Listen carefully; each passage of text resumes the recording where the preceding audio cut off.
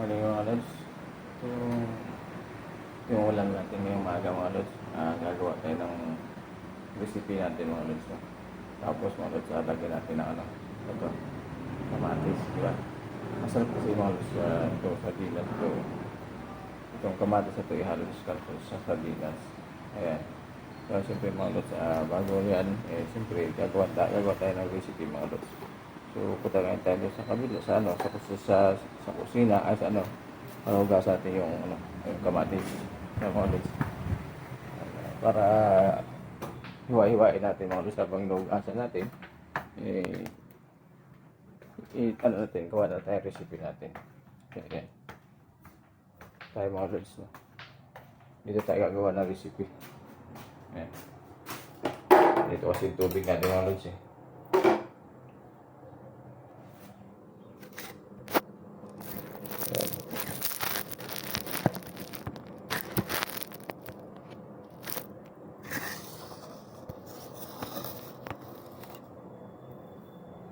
Ito tayo mga lods. Gas muna natin yung kamatis mga lods. Kasi hindi natin alam kung saan galing itong kamatis mga lods eh. Diba? Kaya hugasan muna natin. Kasi ito hindi na natin lulutuin ito mga lods eh. Hindi natin ito lulutuin. Hugasan na lang natin itong kamatis. Tapos iwain natin. Diba mga lods eh. Ayan. Iwain natin yung kamatis. Hindi natin siya lulutuin. Tapos lagyan natin dito mga lods sa ating Ayan.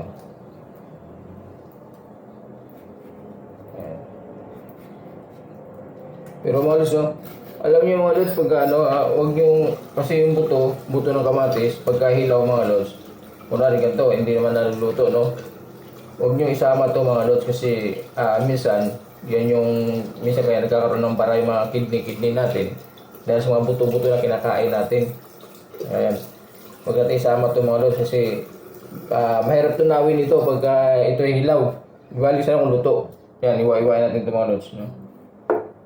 Hindi natin ito lulutuin mga lods eh. Bali, lang natin ito. Ihalo natin ito sa sardinas natin at yun ang natin. Ihalo natin. Tanggalin nyo ito mga buto mga lods. Kasi minsan mahirap tunawin ito pagka mahirap na siya tunawin.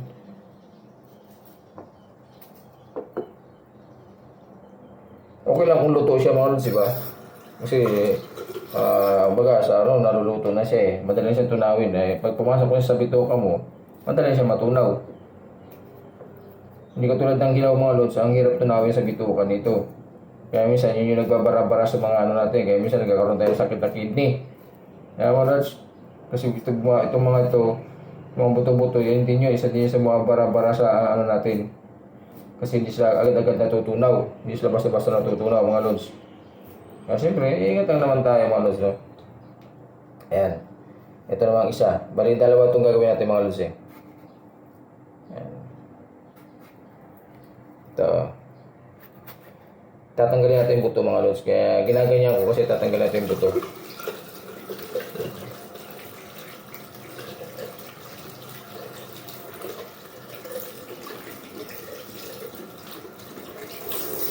Ayan. Ayan mga lods, wala nang buto, di ba? Wala na siya mga buto. Ayan, saka natin siya hihiwain. Ihalo natin dito.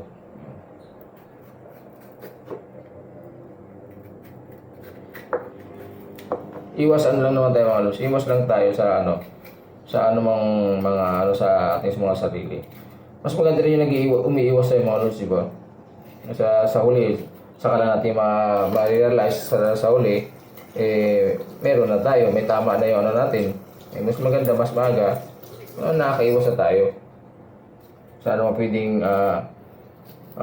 dumapo na karamdaman para sa atin. Ayan. Iwain natin yan, maliliit. At yan ang ihalo natin mga lods, di ba?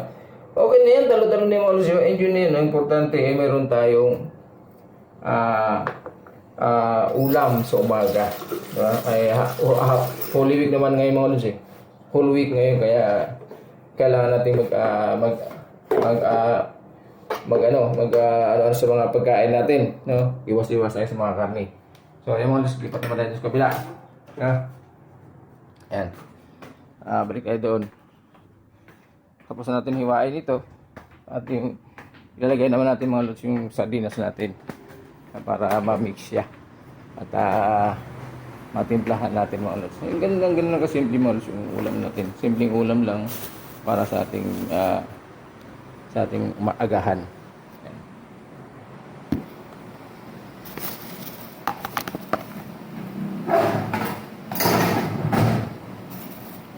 Ito na siya.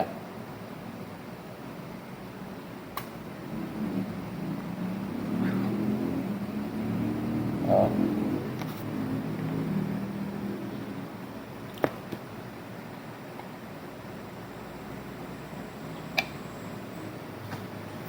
Ito naman yung kamatis natin mga lot. Ay, ano, yung patis. Patis siya, patis.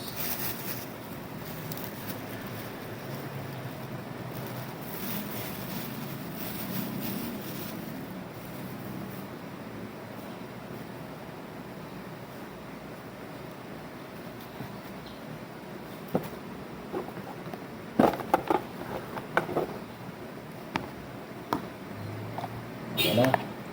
Ito na yung finished product natin mga lods. Ayun o. Oh. Ayan. Kinamatisang sardinas.